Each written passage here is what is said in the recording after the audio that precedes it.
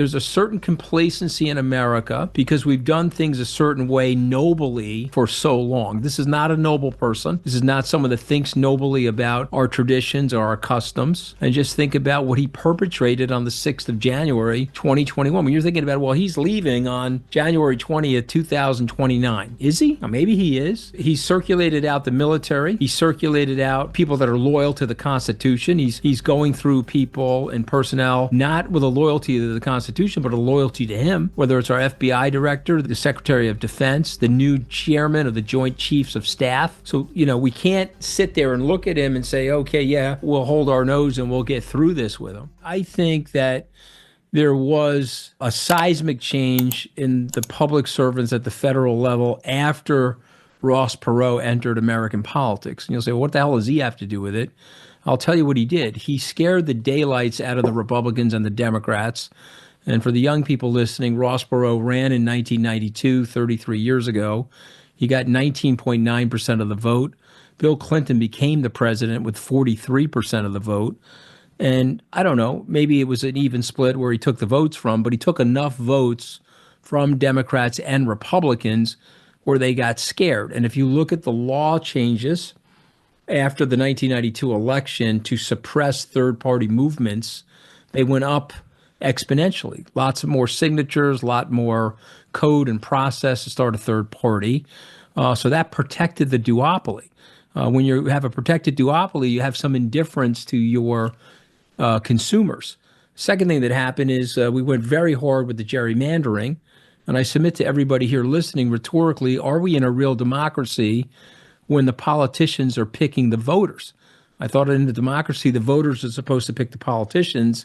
But in our democracy, they create these jigsaw puzzles of districts. They used to look like geometric shapes that you and I could recognize from ninth grade geometry, but they don't anymore. And so we've rigged the system. We've solidified the duopoly. Now, let me just provide more evidence. You've got the House members. There's a 14% approval rating. They're down by Kim Il-jung in terms of the North Korean dictator in terms of their approval rating. Okay, but yet 95% of them are getting reelected. So it's like having a chef at a restaurant in LA. He has 1-star Yelp ratings, but he never gets fired. And so what's happened here, they've grown indifferent. That district that you were talking about, if it was a competitive district of Democrats and Republicans, people would return to the district and talk to people and try to figure out what it is they need. And so the Democrats left those people behind. The Republicans left those people behind. They both, in many ways, championed those people, Bob, and they've now left them behind. You then had Citizens United come into play in January of 2010. And so I'll just take a look at the legislative agenda, sir, over the last 15 years.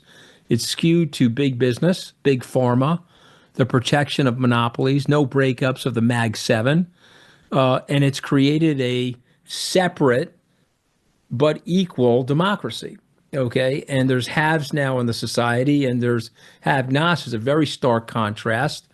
And those people you're talking about that voted for Jack Kennedy or their grandparents voted for Franklin Roosevelt, they don't vote for these people now anymore. They don't know who to vote for. In comes Donald Trump. Now, adding to everything I just said is the global financial crisis where the fat cats were paid out by TARP. And even Bush has admitted at this point, George W. Bush, that he should have hived off some money for lower and middle income people in the bailout. He didn't do that. All the bankers kept their jobs. Nobody went to jail. All the low income people got their houses taken away. And it started the Occupy Wall Street movement. That morphed into the Tea Party movement. And then you had sort of a Frankenstein concoction of those two movements creating MAGA. And so all of this has happened on our watch over the last 15 years. And if I could be very, very honest with you, there's been a dereliction of duty by our public servants, not seeing this and not filling that vacuum. And your pal Joe Biden, frankly, was trying to do that with legislation like the Inflation Reduction Act. He was trying to do that with the CHIPS Act. He had that reshoring, the $250 billion of manufacturing. And so he actually had some pillars of legislative and executive policy that were working for those people.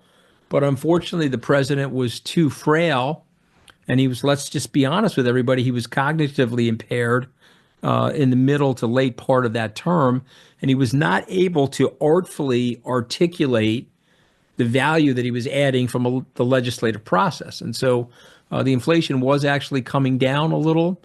Things were getting better. Real wages were up during the Biden administration. There was a compelling case to be made, but you didn't have an advocate. And of course, he bombed that debate, and he looked very frail in that debate, sir.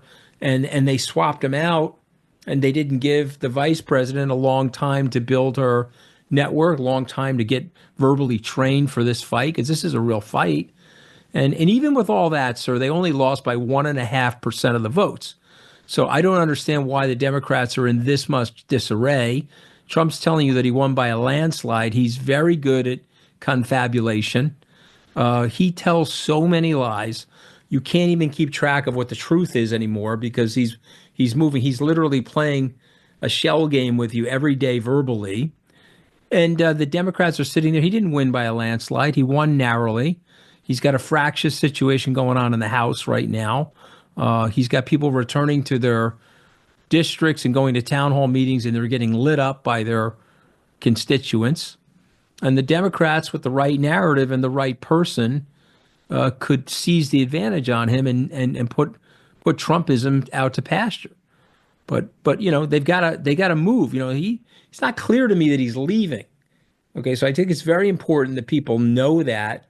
Okay, it's not clear that he's leaving. And if you say, well, it is clear, no, it isn't, because you don't understand what happened on January 6th of 2021 if it's clear to people that he's leaving.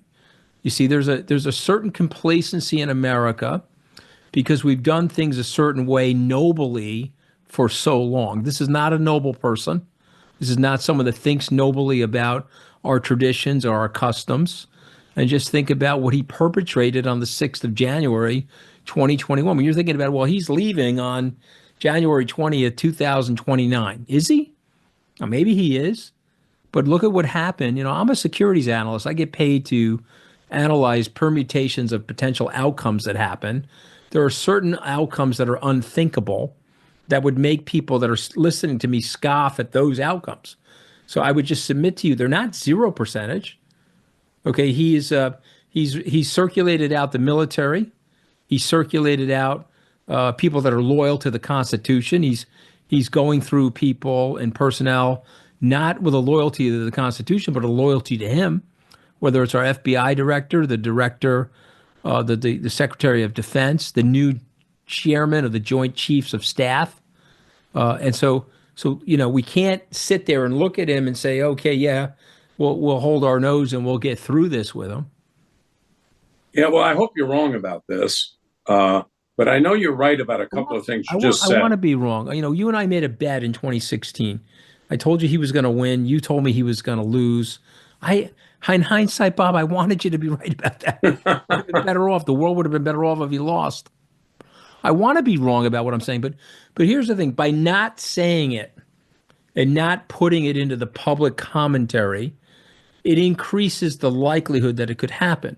You know, there's reflexivity in the world.